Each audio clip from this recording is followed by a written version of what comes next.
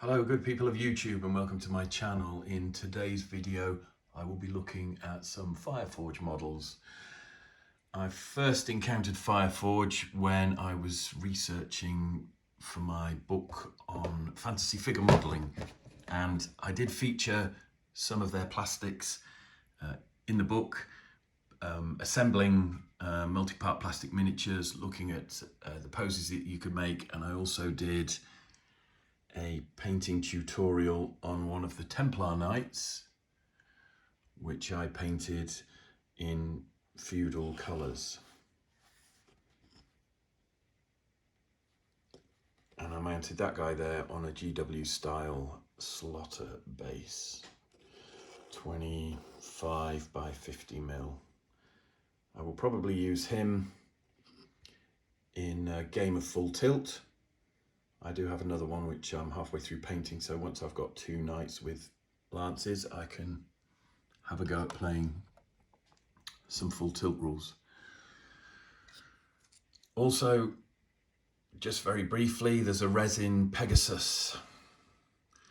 As Fireforge, at the time of writing my book, they did a range of Pegasus knights which came on a sprue like this, in resin. I think I left the barding off the back of the ones I built, but that's resin, super glues together, makes quite a nice model. And there were 4 Pegasus horses in the kit, and they came with a sprue there of Templar Knights riders. So that's what you get when you buy a box of the Templar Knights cavalry. I've got some unpainted models there that I've made up. Some of the horses have barding, and some of the horses come without barding. So you can make mounted men-at-arms. And I love the look of both of those styles, which is why I went ahead and purchased some Western Armies Sergeant at Arms. You can see from the box art on the back that you get a very nice looking unit, although in the box art there are more horses without barding than you get when you open the box. In the box I bought, there was actually a 50-50 split, so I ended up with more of these horses with cloth barding than I actually wanted. I was hoping for something more like the box art, but never mind. I can still work with it, I can still use them, I can still incorporate them into the plastic army that I'm building. So I'll have a quick look at the contents of that box. The first thing, just take one sprue. The first thing that I noticed was that the rider sprue now comes with bases included within the sprue, rather than the weapon arms that I'm used to seeing in the other boxes of knights, Templar knights, that I've purchased and assembled. So that was a bit of a disappointment really, because I felt that's a lot of kind of plastic real estate there that's just been turned into bases. But fair enough, you can get 2 horses on a large square base like that. You can get 1 single horse and rider on each of these split bases. You've got 4 riders on a sprue. You get bases to mount 4 cavalry figures. They give you 3 sprues in the Sergeant at Arms box there. So that's 12 riders and 12 bases that you can mount your cavalry on. But then, to my disappointment, I found they give you another sprue of bases, which are split into singles. Fair enough. More basing options. You can either mount all your cavalry individually, or you can mount them individually and in pairs. But that really was some flexibility that I wasn't that bothered about. I'm now able to base up 18 horses from a box where you only get 12. So I was a bit disappointed about that. You get 2 horses with barding on a sprue and some lovely head options there. 2 horse heads covered in cloth and 1 without any cloth barding on it. And there are your horses there. So 3 sprues give you 6 horses with cloth barding. As I said, I've already got quite a lot from my previous purchases, so I was a bit disappointed that I got so many. And then you get 2 sprues of 3 horses without barding. I would have preferred at least 1 extra sprue of these in the box for the things that I was planning, and I think that would have reflected more what was on the box art. But I've got a 50-50 split to work with, and I will. The last thing that you get in a box is a sprue of weapon arms.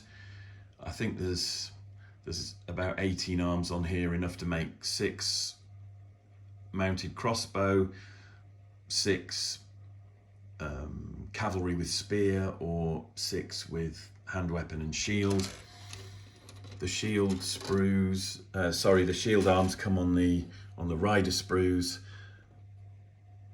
there, so you've got 6 shields to choose from, 3 shield arms. So all in all, not a bad bundle, but I would have liked to have seen an extra one of these sprues in the box, instead of giving me bases that I won't use with my medieval army, because I'm basing them up on the Renedra bases there, cavalry as well. So instead of providing extra basing options in the box, I would have liked to have seen an extra sprue of those arms.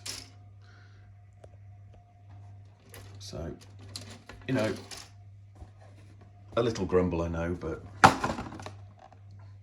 it would have enabled me to build the kind of stuff that I'm seeing on the back of the box art. Having said that, they are wonderful figures. I just want to come back to the rider's sprue and give you a look at some of the faces there, because this is one of the things that I do love about the Fireforge models. The head options that they give you and the expressions on the faces are fantastic. I may try using some of these in my Bretonnian army just to mix things up a bit, because I think they've got heaps of character, and that's what I love about these models. So I also in the past have bought the medieval archers. That's actually a box in the old style of artwork, and it was this photo here on the back that actually drew me to these when I first saw them. And I've used these to make up some units of medieval archers, or bill and bow as they are sometimes referred to, particularly in the War of the Roses. So there's that box there, in which there were 24 multi-part hard plastic miniatures.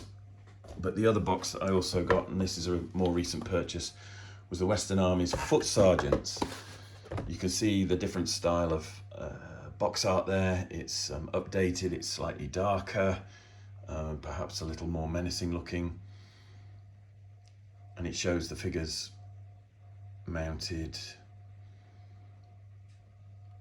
together on bases in groups. But in this box you get 48 multi-part hard plastic figures, and the price for that was £38.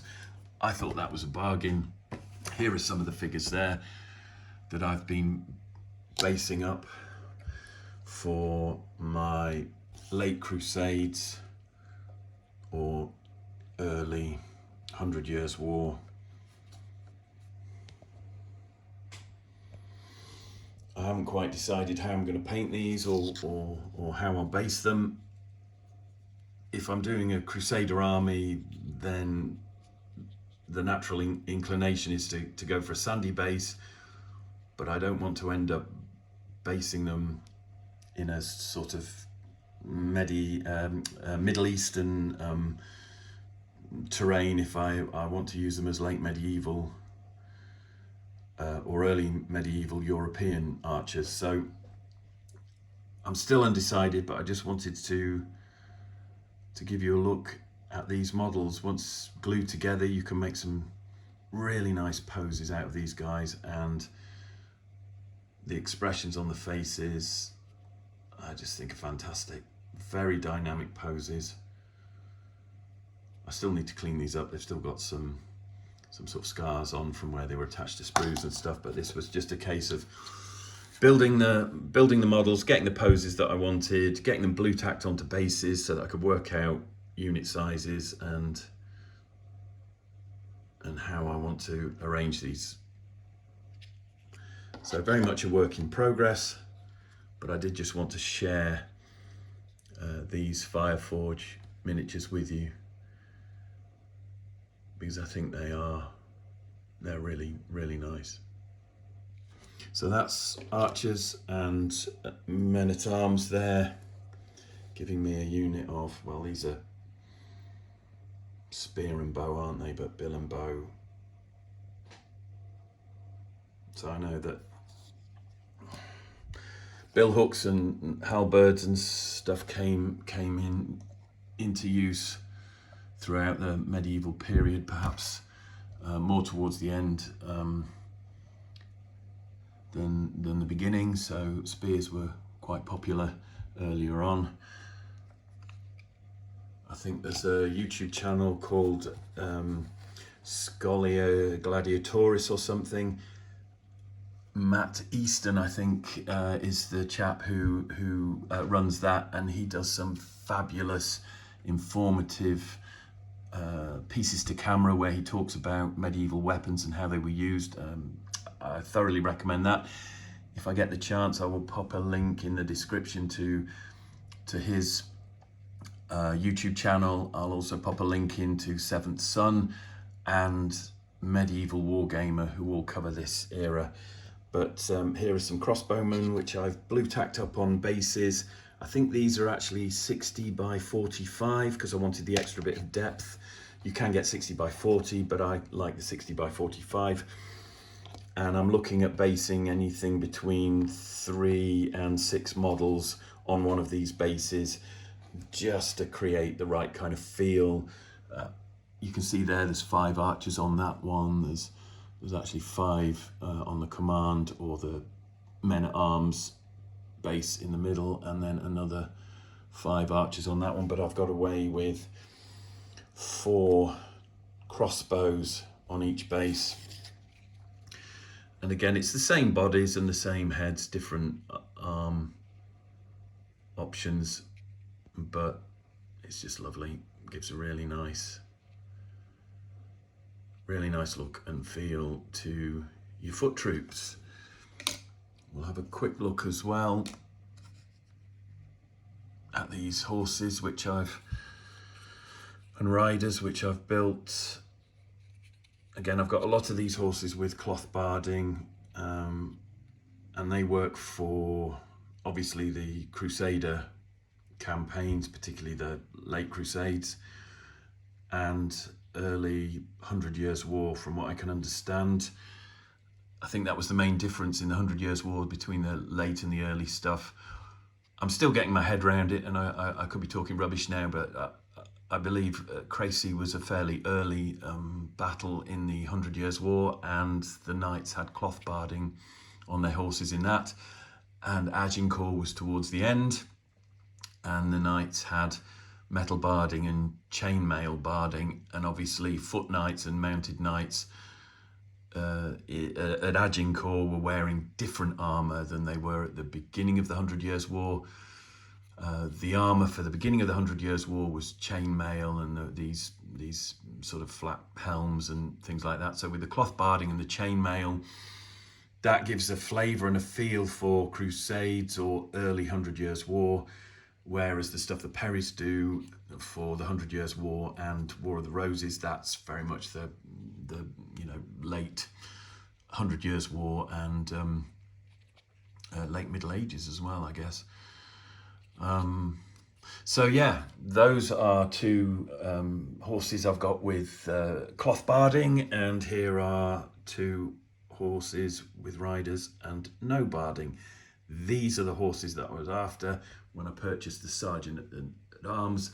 As I said, I was slightly disappointed to find it was a 50-50 split between these horses and the horses with cloth barding.